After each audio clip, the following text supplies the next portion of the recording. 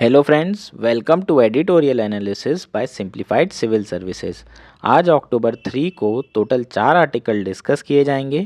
First article जो discuss किया जाएगा वो कैप्चरिंग द रेंज है। द हिंदू में ये आर्टिकल आया है और इंडिया में जो मानसूनल रेनफॉल हुई है उसके बारे में ये आर्टिकल है। ये आर्टिकल में मेनली हम हाईलाइट करेंगे कि कहाँ पर ज़्यादा रेनफॉल है, कहाँ ड्रॉट था, कहाँ फ्लड आया था, और ये सारी चीज़ें आपके मेंस के पर्सपेक्टिव से इंपॉर्टेंट है। नेक्स्ट आर्टिकल जो डिस्कस किया जाएगा वो भी द हिंदू में आया है, counting death in India's prison. ये आर्टिकल आपके GS2 गवर्नेंस के पर्सपेक्टिव से इंपॉर्टेंट है और इस पे फोकस करना है क्योंकि आपको मेंस में अभी तक प्रिजन रिफॉर्म पे क्वेश्चन नहीं आए हैं। कस्टोडियल डेथ के बारे में भी इसमें बात की जाएगी। हमारा नेक्स्ट आर्टिकल है बिहार सर्वे के ऊपर। जो बिहार रिसेंट सर्वे हुआ है उसके क्या क्या इम्प्लीकेशंस होंगे उस पर बात करेंगे। और रिसेंटली कोरोना वायरस से बचाने के लिए दुनिया को mRNA जो टेक्नोलॉजी डेवलप की गई थी उसके लिए 2 लोगों को नोबेल प्राइज़ मिला है। इसके बारे में बात करेंगे। mRNA टेक्नोलॉजी के बारे में बात करेंगे डिटेल में, उसके क्या बेनिफिट्स हैं, क्या इश्यूज़ हैं, सारी चीज़ों के बारे में चर्चा की जाएगी। और इसके साथ साथ अगर आप लोगों को हमारा कंटेंट पसंद आ रहा है तो आप लोग लाइक कर सकते हैं, शेयर कर सकते हैं, सब्सक्राइब कर सकते हैं। तो आइए शुरू करते हैं। हमारा फर्स्ट आर्टिकल है कैप्चरिंग द रेंज। यह आर्टिकल द हिंदू में आया हुआ है। GS1 GS3 के पर्सपेक्टिव से इम्पॉर्टेंट है। Article information oblique data based article है। आप लोग जो भी आंसर्स लिखेंगे GS3 में, GS1 में, उसमें आप ये डेटा यूज़ कर सकते हैं अपने ओपिनियन को जस्टिफाई करने के लिए। क्लाइमेट चेंज से रिलेटेड इशू के कारण जो रेनफॉल पैटर्न है, ओवरऑल पूरा ग्लोबल क्लाइमेट है, उसमें क्या क्या चेंजेस आ रहे हैं उसके एग्जाम्पल आपको यहाँ पर मिल जाएंगे और आप उसको डायरेक्टली यूज़ कर सकते हैं अपने एसेज में, अपने आंसर्स में, जो कि मेंस के हो सकते हैं। अब बात करते हैं आर्टिकल की। क्या है आर्टिकल? 2018 के बाद से पहली बार जो है इंडिया में मानसून क्या हुआ है, डेफिसिट मानसून रहा है। जून से सितंबर के बीच की बात की जाए तो ओवरऑल रेनफॉल कितनी रिसीव किया है इंडिया ने? 82 सेंटीमीटर। और नॉर्मल कितना कंसीडर किया जाता है? 89 सेंटीमीटर। तो टोटल डेफिसिट कितने परसेंटेज का रहा है? 6% जो रेनफॉल हुई है डेफिसिट रही है। इसका मेन रीज़न क्या है डेफिसिट रहने का? एल नीनो फेनोमेना का आना। एल नीनो बेसिकली है क्या? ये साइक्लिकल वार्मिंग है of central and eastern Pacific ocean, जिसके कारण हमारे यहाँ इंडिया में पर्टिकुलरली रेनफॉल डिक्लाइन होती है। और किस रीजन में? मेनली नॉर्थ वेस्टर्न रीजन में। इंडिया में 2019 से 2022 तक के एक्सेसिव रेनफॉल रही है और more than normal rainfall consider किया जा सकता है। इसका रीज़न क्या है? एल नीनो के अपोजिट एक और फेनोमेना होती है जिसका नाम है ला लीना। इसमें एग्जैक्टली अपोजिट चीज़ें होती हैं। इसमें साइक्लिकल कूलिंग होती है सेंट्रल और ईस्टर्न पैसिफिक ओशन की, जिसके कारण इंडिया में जो रेनफॉल होती है वो एक्सेसिव रेनफॉल होती है। इंडिया में लगातार ट्रिपल ला लीना आया था 2019 से 22 तक के बीच में, इसलिए इंडिया में जो रेनफॉल रही है वो नॉर्मल से ज़्यादा कंसिडर की जा सकती है। अब अगर डिटेल में बात करेंगे तो इंडिया में जो 9% एरिया है वहाँ पर एक्सेस रेनफॉल आई है। ऐसा नहीं है कि ओवरऑल रेनफॉल 6% डेफिसिट है तो वो सारी जगह डेफिसिट है। टोटल अगर बात करें तो कुछ 9% ऐसा एरिया है जहाँ पर रेनफॉल फ्लड जैसी सिचुएशन बनी है। उसके बाद 18% ऐसे एरिया हैं जहाँ पर डेफिसिट रेनफॉल रही है और ओवरऑल डेफिसिट कितना रहा है? 6% का। अब बात करते हैं मंथ के हिसाब से। तो जुलाई में, जो कि सबसे इम्पॉर्टेंट मंथ होता है मॉनसून सीज़न का, उसमें 1/3 जो है डेफिसिट रेनफॉल रही है। वहीं जुलाई की बात की जाए तो जुलाई में बहुत एक्सेप्शनली हैवी रेनफॉल हमें देखने मिली थी, जैसे कि चंडीगढ़ में, हरियाणा में, हिमाचल प्रदेश में, जिसके कारण फ्लड्स और लैंडस्लाइड जैसी सिचुएशन आई थी। क्लाउड बर्स्ट भी हमें देखने मिला अगस्त में हिमाचल प्रदेश में। ये जितने भी एपिसोड्स थे ये नॉर्मल मॉनसूनल रेनफॉल नहीं थी। ये बेसिकली कौन सी रेनफॉल थी? वेस्टर्न डिस्टरबेंस के कारण जो होने वाली रेनफॉल थी ये वो वाली रेनफॉल थी और ये मॉनसून रेनफॉल का पार्ट नहीं है। लेकिन ओवरऑल अगर हम देखें तो सारा काउंट किया गया है किस में? हमारे 82 सेंटीमीटर में। इसके अलावा अगर हम देखें तो अपोजिट चीज़ें क्या हुई है? ड्रॉट भी आया है। कुछ जगह फ्लड हुआ है तो कुछ जगह ड्रॉट भी आया है, जैसे कि महाराष्ट्र में ड्रॉट लाइक सिचुएशन बनी हुई थी। एक्सट्रीम स्ट्रेस जो है, वाटर स्ट्रेस, कहाँ देखा गया है? छत्तीसगढ़ में, बिहार में, कर्नाटक में। अभी रिसेंटली कावेरी वाटर इशू दोबारा से शुरू हो गया है। उसका मेन रीज़न क्या है? Deficit rainfall in Karnataka. ये सारी चीज़ें देखने के कारण अब एक चीज़ पे जो कंक्लूड कर सकते हैं वो है the spatial and the temporal variance of the monsoon reiterate the need to invest in more resilient infrastructure that can be an all weather insurance against the increasingly unpredictable vagaries of the climate change. जो spatial और temporal variance हो रहे हैं monsoon में, उससे एक चीज़ तो confirm है कि हमें बहुत ज़्यादा इन्वेस्टमेंट करने की ज़रूरत है रेजिलिएंट इंफ्रास्ट्रक्चर में, साथ ही ऑल वेदर इंश्योरेंस देने की ज़रूरत है ताकि ग्लोबल क्लाइमेट में जो चेंजेस आ रहे हैं, जो अनएक्सपेक्टेड इवेंट है, वेगरीज मतलब अनएक्सपेक्टेड इवेंट, जो अनएक्सपेक्टेड इवेंट फेस करना पड़ रहा है हमें, उससे डील करने के लिए हमें क्या करने की ज़रूरत है, एक्स्ट्रा इन्वेस्टमेंट करने की ज़रूरत है रेजिलिएंट इंफ्रास्ट्रक्चर में, और ऑल वेदर इंश्योरेंस प्रोवाइड करने की ज़रूरत है ताकि हम लोग बेहतर तरीके से जो चेंजेस आ रहे हैं क्लाइमेट चेंज के, उसमें एडाप्टेशन कर पाएँ। ठीक है, तो ये बेसिकली हमारा क्या था, आर्टिकल था। मोर मनी और एक्सपर्टीज़ हमें ज़रूरत है इस चीज़ में। साथ में हम चाहते हैं कि आईएमडी कम से कम 2 हफ्ते पहले वार्न कर दे कि जो मानसून होगा वो कैसा होगा। हम लोग जनरली इसमें फेल रहे हैं। आईएमडी कई बार जो है बताता है कि बहुत रेनफॉल होने वाली है और सडनली क्या आ जाता है, सूखा पड़ जाता है। तो इस तरीके की इश्यूज़ रहे हैं, तो फोरकास्ट में हमें और इन्वेस्ट करने की ज़रूरत है। ठीक है, तो होपफुली आपको सारी चीज़ें इसमें समझ में आ गई होगी। ये बेसिकली हमारा डेटा बेस्ड आर्टिकल था, आप इसका यूज़ कर सकते हैं। कुछ एरिया में सूखा पड़ा है, ड्रॉट है, और कुछ एरिया में फ्लड आया हुआ है।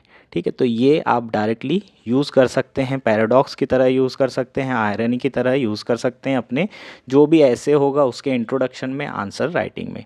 ठीक है, होपफुली चीज़ें आपको सारी क्लियर हो गई हैं। हमारा नेक्स्ट आर्टिकल है 4 takeaways from Bihar survey.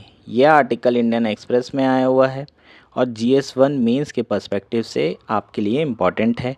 Data और इन्फॉर्मेशनल बेस्ड आर्टिकल है, आप लोग इसमें जो दिया हुआ डेटा है उसको यूज़ कर सकते हैं। जैसे इस बार क्वेश्चन आया था, इंडिया में जो कास्ट है वो स्टैटिक और फ्लूइड दोनों हैं, तो आप स्टैटिक में जो डेटा है उसको यूज़ कर सकते थे। अब शुरू करते हैं। हमारा आर्टिकल है बेसिकली है क्या, तो रिसेंटली बिहार गवर्नमेंट ने सर्वे ऑफ कास्ट कंडक्ट किया था, उसका डेटा रिलीज़ किया गया है। सर्वे ऑफ कास्ट किसने कंडक्ट किया था, बिहार गवर्नमेंट ने। स्टेट गवर्नमेंट जनरली करती नहीं है, और जो डेटा था सिर्फ बिहार स्टेट का डेटा है। जो कास्ट सेंसस हुआ है वो कहाँ का है, सिर्फ बिहार का।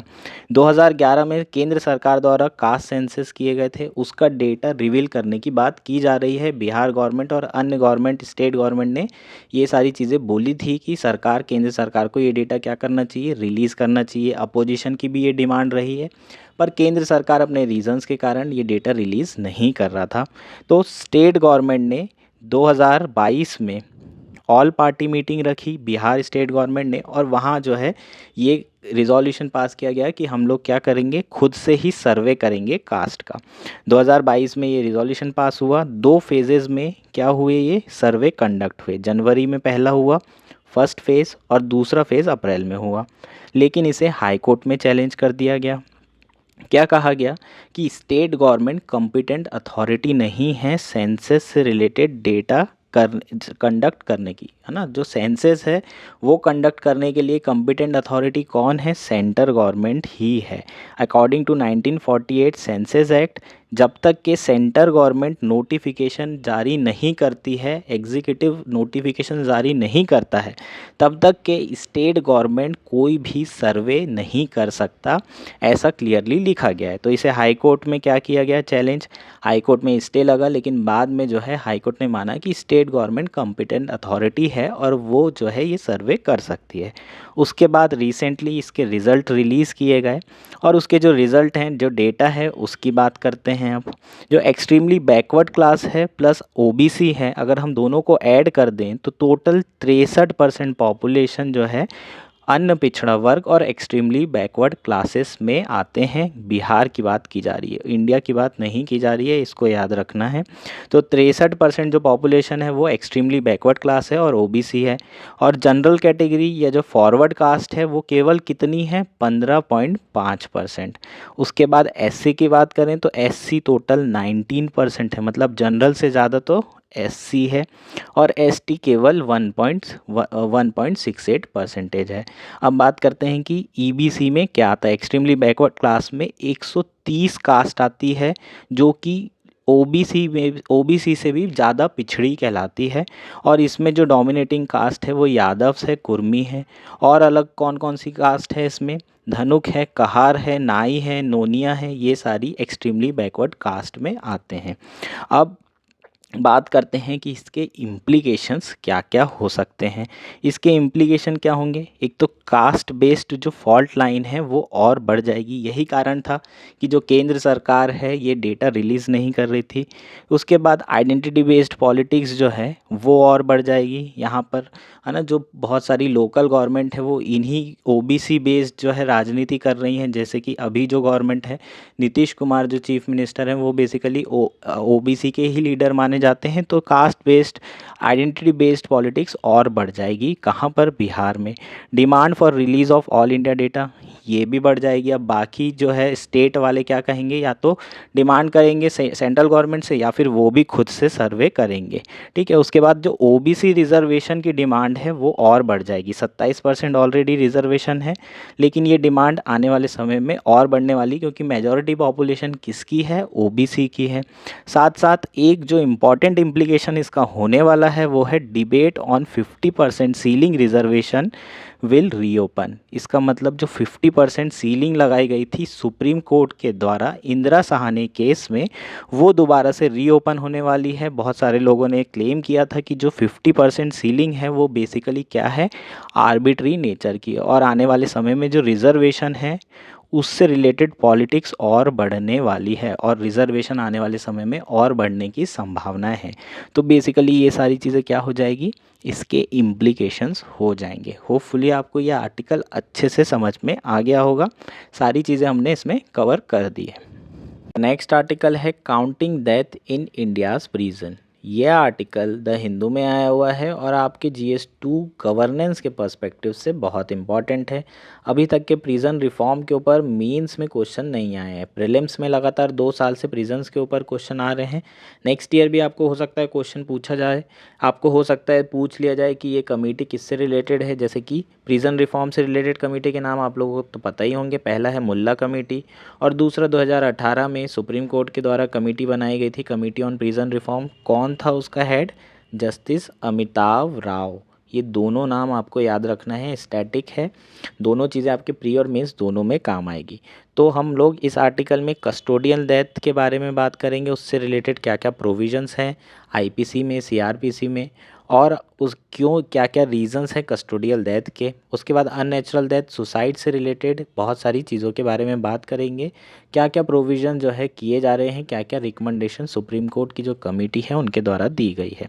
तो रिसेंटली सुप्रीम कोर्ट की जो कमेटी है उनके द्वारा जो पाया गया है कि सुसाइड सबसे ज़्यादा लीडिंग कॉज है अननेचुरल डेथ का। मतलब जो प्रिजन में डेथ्स हो रही हैं उसको डिवाइड काय में बाइफरकेट किया है, एक तो नेचुरल डेथ में और दूसरा अननेचुरल में। और अननेचुरल डेथ में सबसे ज़्यादा जो मर रहे हैं लोग वो किस कारण मर रहे हैं, सुसाइड के द्वारा। जो प्रिजनर्स हैं उनकी डेथ हो रही है किसके कारण हो रही है, सुसाइड करने के कारण। मेनली प्रिजनर और अंडर ट्रायल वाले जो लोग हैं वो सुसाइड कर रहे हैं अननेचुरल डेथ में। 90% डेथ तो नेचुरल हो रही है। हालांकि सुप्रीम कोर्ट के एक जजमेंट में लोकुर, जो जस्टिस लोकुर हैं, उन्होंने ये सवाल उठाया था कि जो एनसीआरबी है उनका ये डिवीज़न बिल्कुल वेग है। कैसे, जैसे कि मान लीजिए किसी की डेथ हो जाती है नेचुरल कॉज या फिर किसी इलनेस से, लेकिन अगर उसे मेडिकल अटेंशन ना दिया जाए, नेग्लिजेंस की जाए, तो उसे नेचुरल डेथ में लाया जाएगा या अननेचुरल डेथ में। तो बेसिकली ये जो बाइफरकेशन है उसके ऊपर पहले भी सवाल उठाए जा चुके हैं और अभी भी इस पे सवाल उठते जा रहे हैं। अभी भी जो कमिटीज़ हैं वो भी उन सब चीज़ों पे सवाल उठा रही है। अब बात करते हैं कस्टोडियल डेथ की। तो कस्टोडियल डेथ के रीजंस क्या हैं, सबसे पहले ये जान लेते हैं। सबसे पहला तो absence of anti torture legislation, excessive force use कर लेते हैं कई बार पुलिस वाले, और कोई एंटी टॉर्चर लेजिस्लेशन भी नहीं है जिसके कारण जो है कस्टोडियल डेथ हो जाती है। उसके बाद फिर जो हमारा नेक्स्ट इंपॉर्टेंट रीज़न है वो है लेंदी जुडिशियल प्रोसेस। बहुत लंबी प्रोसेस चलती है ना। 3 साल की सज़ा के लिए लोग 4 साल 5 साल तक के अंडर ट्रायल में रह रहे हैं। तो ये बहुत जो है क्या है, पनिशमेंट है, टोल होता है मेंटल हेल्थ पे, और लोग सुसाइड कर लेते हैं। ये भी एक बहुत बड़ा रीज़न है सुसाइड करने का। उसके बाद कस्टोडियल डेथ मेडिकल नेगलेक्ट के कारण होता है। लॉ एनफोर्समेंट ऑफिशियल जो हैं उनमें अकाउंटेबिलिटी की कमी है, जिसके कारण जो है ये कस्टोडियल डेथ होती है ना। अगर वो एक्सेसिव फोर्स यूज़ नहीं करे, अकाउंटेबिलिटी होती तो वो एक्सेसिव फोर्स क्या नहीं करते, यूज़ नहीं करते। और कुछ जो हमारे इनमेट्स होते हैं, प्रिजनर्स होते हैं, वो basically health condition, pre existing health condition के कारण मर जाते हैं। और जो कंडीशन है प्रिजन की, ये बहुत इंपॉर्टेंट है ना। इंडिया में जो प्रिजन की कंडीशन है वो सब स्टैंडर्ड कंडीशन है। एक्सेसिव ओवर क्राउडिंग है, इतनी तो जगह नहीं है जितने ज़्यादा जो है हमारे यहाँ प्रिजनर हैं, और प्रिजन रिफॉर्म की बहुत ज़्यादा ज़रूरत है। इसके लिए जो है कुछ प्रोविजंस दिए हुए हैं। 1993 से बात करें तो एनसीआरबी को जो है तुरंत कस्टोडियल डेथ के लिए 24 आवर में रिपोर्ट करने की ज़रूरत है। अगर कस्टोडियल डेथ होती है तो तुरंत आपको कहाँ रिपोर्ट करना पड़ेगा, एनसीआरबी को। और वो कैसे रिपोर्ट करनी पड़ेगी, आपको पोस्टमार्टम देना पड़ेगा, मजिस्ट्रियल इंक्वेस्ट रिपोर्ट होगी, वीडियोग्राफी रिपोर्ट होगी। ये सारी रिपोर्ट आपको एनसीआरबी को देने की ज़रूरत है। इसके साथ साथ अगर जो कस्टोडियल डेथ है उसमें किसी भी तरह का पब्लिक सर्वेंट का नेग्लिजेंस आता है तो कमीशन रिकमेंड कर सकता है स्टेट गवर्नमेंट या सेंट्रल गवर्नमेंट को जो भी विक्टिम होगा उसके नेक्स्ट टू किन को कंपनसेशन देने के लिए, साथ में पब्लिक सर्वेंट के ऊपर इंक्वायरी बैठाने के लिए। ये सारी चीज़ें क्या हैं, 1993 से जो है हमारे यहाँ प्रोविजंस हैं। उसके बाद अगर बात करें आईपीसी सीआरपीसी में भी कुछ प्रोविजंस हैं, जैसे कि कस्टोडियल रेप और डेथ हो जाती है तो सीआरपीसी में बताया गया है कि कंपलसरी रिक्वायर क्या है, judicial magistrate inquiry in place of executive magistrate. मतलब जुडिशियल मजिस्ट्रेट इंक्वायरी होगी अगर कोई भी कस्टोडियल रेप या डेथ से रिलेटेड चीज़ें इंसिडेंट होते हैं, तो ऐसा सीआरपीसी में डायरेक्टली लिखा हुआ है, कंपलसरी ये करना है। लेकिन एनएचआरसी 2010 के बाद से एनएचआरसी कमीशन ने ये कहा था कि जुडिशियल मजिस्ट्रेट जो इंक्वायरी है वो मैंडेटरी नहीं है अगर कोई सस्पिशन नहीं होता है। तो अगर डेथ जो है नेचुरल है, कोई सस्पिशन नहीं है, तो इंक्वायरी नहीं बैठाई जाएगी। वैसे तो कंपलसरी है सीआरपीसी के तहत, लेकिन NHRC national human right commission ने जो ये रिक्वायरमेंट थी इसको वीक कर दिया, लीगल रिक्वायरमेंट को, और कहा कि अगर कोई सस्पिशन नहीं है तो आपको कोई ज़रूरत नहीं है ये इंक्वायरी, जुडिशियल मजिस्ट्रेट इंक्वायरी बैठाने की। अब बात करते हैं सुसाइड की। सुसाइड बढ़ने के कारण क्या क्या हैं, तो सुसाइड बढ़ने के कारण मैंने आपको बताया ही, मेडिकल अटेंशन नहीं मिलता है लोगों को, लंबी प्रोसेस चल रही है ना, लंबी प्रोसेस, कुछ कुछ इशू हैं जैसे कि ओवरफ्लोइंग प्रिजन है, lack of access to medical expert है, उसके बाद lack of mental health professional है। ये सब सारे इश्यूज तो हैं ही, और उसके साथ साथ जो जुडिशली हमारा लंबी प्रोसेस चलती है 2 साल 3 साल, उसके कारण जो मेंटल हेल्थ है उस पर बहुत असर पड़ता है, उसके कारण ये लोग सुसाइड कर लेते हैं। अब बात करते हैं सरकार द्वारा क्या किया जा रहा है सुसाइड से रिलेटेड इश्यूज़ को कम करने के लिए, प्रिजन रिफॉर्म्स करने के लिए सरकार द्वारा क्या किया जा रहा है। तो सुप्रीम कोर्ट का 1996 का एक जजमेंट है जिसमें उन्होंने नोट किया था कि जो प्रिजनर हैं वो सफ़र कर रहे हैं डबल हैंडीकैप से। एक तो प्रिजनर्स को बाहर जाने की स्वतंत्रता नहीं है, वो मेडिकल एक्सपर्टीज़ से जैसे फ्री सिटीज़न राय ले सकते हैं, उनके पास नहीं जा सकते, उनके पास फिजिशियन के लिए कोई चॉइस नहीं है, और ना ही कोई ऑप्शन अवेलेबल होता है, एक्सपर्टीज़ का तो ऑप्शन अवेलेबल भी नहीं होता है। तो ये एक तो सबसे बड़ा रीज़न है उनकी हेल्थ जो इश्यूज़ होने के कारण। दूसरा जो सबसे बड़ा इशू है वो है कि हेल्थ हज़ार्ड भी बहुत ज़्यादा होता है, कैदी होने के कारण है ना, एक ही जगह रहते हैं, अनहाइजीनिक कंडीशन में रहते हैं, और ये सारी चीज़ों के कारण उनके हेल्थ में इश्यूज़ होते हैं, और यही सबसे बड़ा रीज़न है लोगों के सुसाइड करने का, लोगों की कस्टोडियल डेथ होने का। ठीक है, ऐसा सुप्रीम कोर्ट ने नोट किया था। सरकार द्वारा जो है मॉडल प्रिजनल मैनुअल जो है 2016 में रिलीज़ किया गया था। मेंटल हेल्थ केयर एक्ट बनाया गया था जिसमें आउटलाइन किए गए थे इनमेट्स के राइट टू हेल्थ केयर, जितने भी राइट्स थे उसके लिए adequate health care facility provide करने की बात की गई थी, मेंटल हेल्थ यूनिट प्रोवाइड करने की बात की गई थी, और इमरजेंसी केयर के लिए ऑफिसर्स को ट्रेनिंग देने की बात की गई थी ताकि जो है सुसाइड प्रिवेंशन किया जा सके। उसके साथ साथ फॉर्मुलेट करने की बात की गई थी सुसाइड प्रिवेंशन प्रोग्राम, ताकि ये जो केसेस हैं सुसाइड्स के उसको रोका जा सके। अगर बात की जाए 2019 से एनएचआरसी का डेटा है, लगभग 3 साल तक लगातार क्या हो रहे हैं, कस्टोडियल डेथ बढ़ रही है और सुसाइड्स बढ़ रहे हैं। एनएचआरसी ने रिसेंटली जून में एक 21 पेज की एडवाइजरी जारी की थी स्टेट के लिए। जो सुसाइड के रेट बढ़ रहे हैं उसको हाईलाइट किया गया था और जो मेंटल हेल्थ इशू हैं उसको हाईलाइट किया गया था।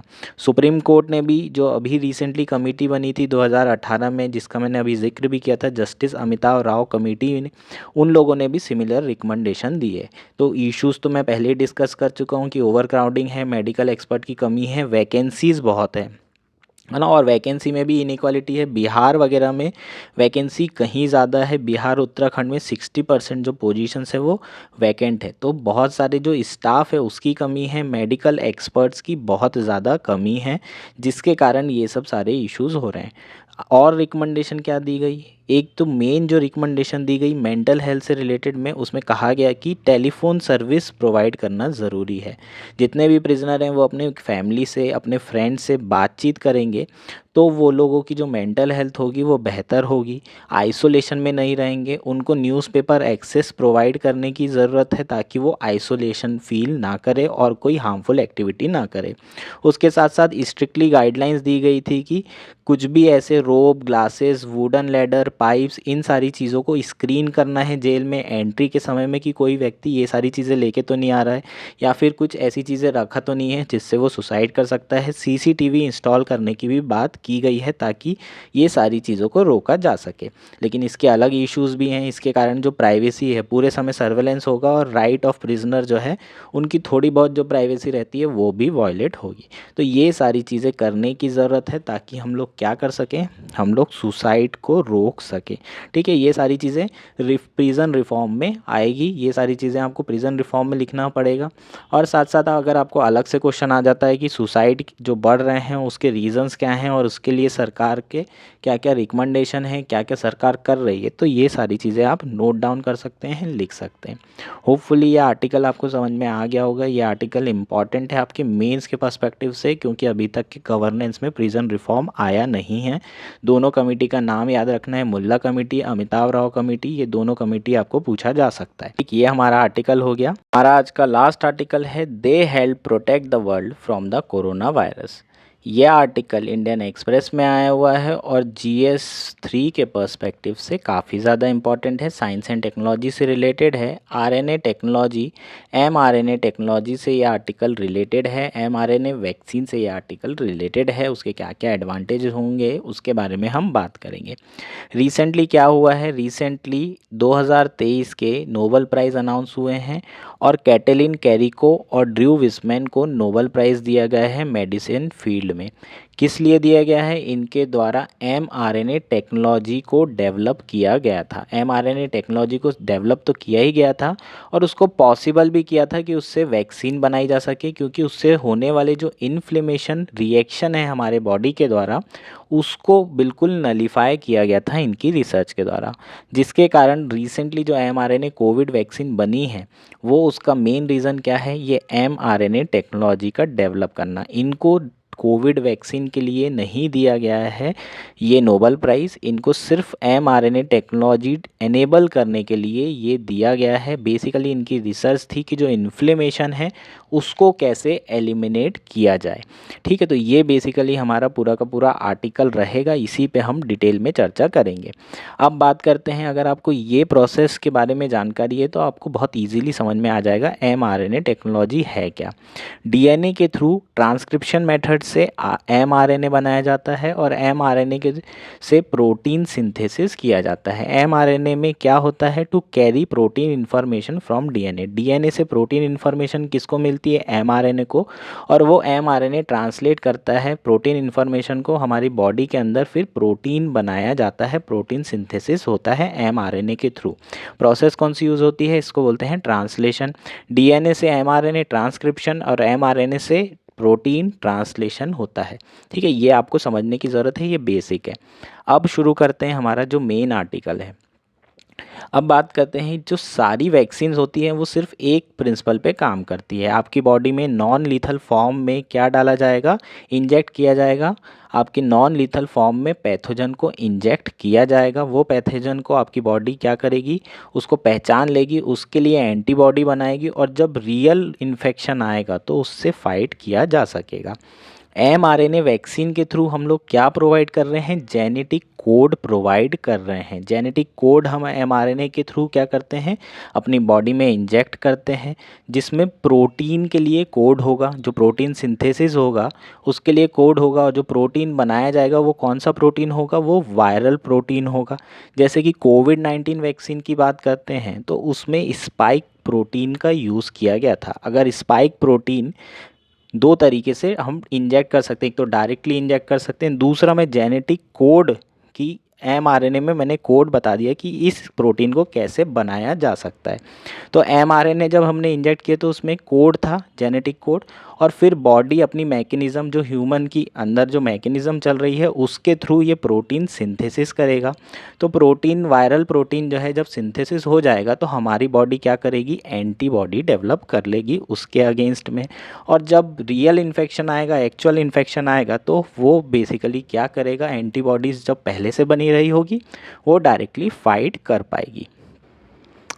mRNA बनाना उतना मुश्किल नहीं था, लेकिन जब आप फॉरेन पार्टिकल क्या करते हैं, अपनी बॉडी में इंजेक्ट करते हैं, तो इन लोगों को रियलाइज़ हुआ कि जो फॉरेन पार्टिकल इंजेक्ट करने से जो इन्फ्लेमेटरी रिएक्शंस होंगे बॉडी में, उसको कैसे नलीफाई किया जाए, यही इनकी मेन रिसर्च थी। और इसी के कारण mRNA वैक्सीन बनाना पॉसिबल हो पाया, क्योंकि इनके द्वारा क्या किया गया, 2005 में ये रिसर्च की गई और उसमें जो रिसर्च पब्लिश हुई उसमें ये बताया गया कि जो mRNA वैक्सीन है उसको बनाना पॉसिबल है अगर इन्फ्लेमेटरी रिएक्शन को एलिमिनेट किया जा सके।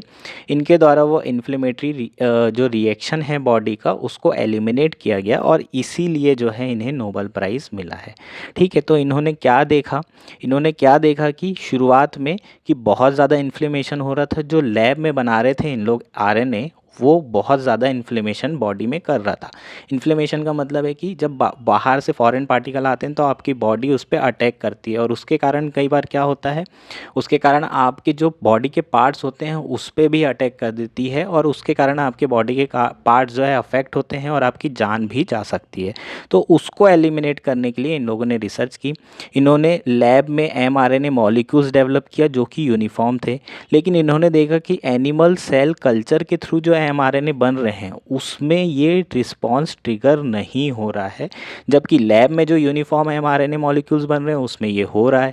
तो इन्होंने डिटेल में स्टडी की और पाया कि जो एनिमल सेल से डिराइव mRNA है वो फ्रीक्वेंटली अपने आप को मॉडिफाई कर रहे हैं। उसी के कारण जो है इन्होंने क्या किया, जो लैब में क्या तैयार किए, आरएनए मॉलिक्यूल्स, और उसको केमिकल से आल्टर करने की कोशिश की गई। जब केमिकल के थ्रू आल्टर किया गया, उसे मॉडिफाई किया गया, तो वो पूरा का पूरा इन्फ्लेमेटरी जो रिस्पांस था उसको एलिमिनेट करने में ये लोग क्या हुए, सक्सेसफुल हुए, और इसलिए उन्हें ये नोबेल प्राइज़ दिया जा रहा है। ठीक है, तो ये बेसिकली हमारा पूरा का पूरा कंसेप्ट था। उसके बाद उन्होंने एक और चीज़ डिस्कवर की, subsequent studies by the two also showed that the alter mRNA generated more protein efficiently than uniform one. जो मॉडिफाइड ऑल्टर्ड आरएनए था वो ज़्यादा से ज़्यादा प्रोटीन क्या कर रहे थे, हमारी बॉडी में एफिशिएंटली प्रोड्यूस कर रहे थे। यूनिफॉर्म एमआरएनए उतने ज़्यादा प्रोटीन क्या नहीं कर रहे थे, प्रोड्यूस नहीं कर रहे थे। तो बूस्टर डोज की भी ज़रूरत नहीं पड़ती अगर आप एमआरएनए वैक्सीन यूज़ कर रहे हैं तो। ठीक है, तो ये बेसिकली पूरा का पूरा 15 साल लग गए। 2005 में जो है ये टेक्नोलॉजी डेवलप हुई थी, और फर्स्ट टाइम एमआरएनए जो वैक्सीन बनी है वो कब बनी थी, कोविड के समय में, है ना। जो फाइज़र था, मॉडर्ना था, ये सब mRNA टेक्नोलॉजी पे ही बनाई गई थी। पूरे 15 साल लग गए इसको लैब से लेके कमर्शलाइज करने के लेके, है ना। अब इसमें जो 2-3 चीज़ें हैं जो कि इम्पॉर्टेंट है, इन लोगों ने उस पर भी काम किया। जैसे कि आप mRNA हम जब भेजेंगे तो mRNA किसी चीज़ में लपेट के तो भेजना पड़ेगा ना, ऐसे तो नहीं डायरेक्ट डाल दिया आपने mRNA। तो उसके लिए इन्होंने डेवलप किया एक एफिशिएंट फेल्ट मॉलिक्यूल्स। ठीक है, एक एफिशिएंट फेल्ट मॉलिक्यूल भी डेवलप किया जिसके थ्रू आपके बॉडी में इंजेक्ट किया जाएगा। तो इसके काफ़ी ज़्यादा बेनिफिट हैं, जिसके कारण जो हमारे mRNA जनरली अनस्टेबल होता है वो स्टेबिलिटी के साथ क्या हो सके, अंदर जो है इंजेक्ट हो सके। Not only are the nucleic acid based vaccine easy to manufacture, they are also flexible since the sequence can easily modify for different pathogen.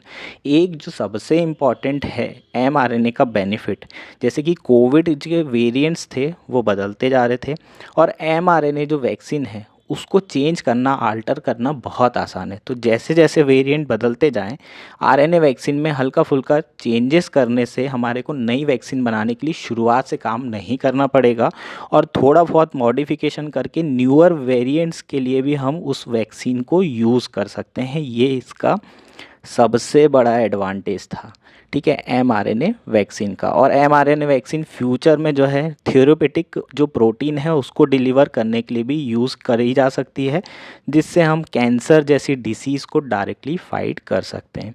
Hopefully आपको ये चीज़ें समझ में आ गई होगी कि जो हमारा mRNA है वो टेक्नोलॉजी क्या है, मेन इशू क्या था। मेन इशू था जो इन्फ्लेमेशन हो रहा था उसको कैसे एलिमिनेट किया जा सके, और उसके बाद जो है उस पर वैक्सीन बनाना इनेबल हो सके। लगभग 15 साल लग गए इसे लैब से लेके कमर्शलाइज होने में और पहली वैक्सीन बनाने में, ठीक है। तो होपफुली आपको ये सारी चीज़ें समझ में आ गई होगी। एक और एडिशनल एडवांटेज होता है mRNA वैक्सीन का कि ये जो जेनेटिक कोड डिलीवर कर रही है ये ह्यूमन जीनोम को चेंज नहीं करता है, अनलाइक द डीएनए वैक्सीन्स। मतलब ये आपकी फ्यूचर जनरेशन्स में नहीं आएगा। जो भी है आपका जेनेटिक कोड उसमें कोई बदलाव नहीं आएगा, उसमें कोई इन्फ्लुएंस नहीं होगा, ह्यूमन के जीनोम में कोई चेंज नहीं आएगा, ठीक है। तो ये बेसिकली mRNA का एक्स्ट्रा एडवांटेज है in comparison to DNA vaccines, ठीक। ये हमारा पूरा का पूरा आर्टिकल था। होपफुली आपको ये समझ में आ गया होगा। Thank you, enjoy your day.